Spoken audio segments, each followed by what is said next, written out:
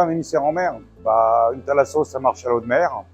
Donc, il faut qu'on ait la possibilité de pomper, au moins pendant les marées hautes.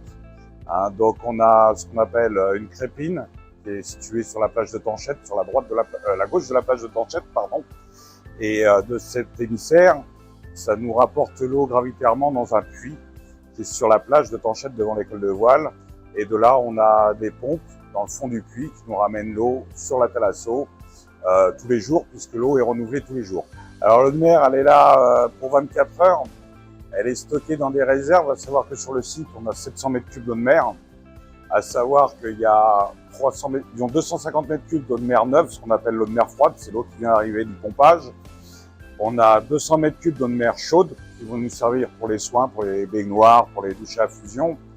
Et on a 300 mètres cubes d'eau de mer usée, puisqu'on récupère l'eau de mer usée, puisqu'on la refroidit avant de la rejeter en mer pour pas changer le milieu marin, à vrai dire. Et en même temps, on en récupère les calories, ce qui nous fait un préchauffage de l'eau de mer froide.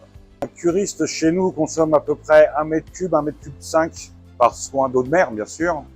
À savoir que ici, on est aussi équipé de bassins tout eau de mer, donc un bassin rééducation jet sous-marin qui fait à peu près 60 mètres cubes. On a une piscine d'eau de mer à l'intérieur que l'on appelle notre bassin détente, qui lui fait 250 mètres cubes en moyenne. Le seul bassin d'eau douce qu'on ait, c'est le bassin extérieur, puisqu'il est très dur de garder une eau saine en extérieur sur une piscine, puisqu'on a l'influence des UV, du soleil, etc., qui est très compliqué à gérer.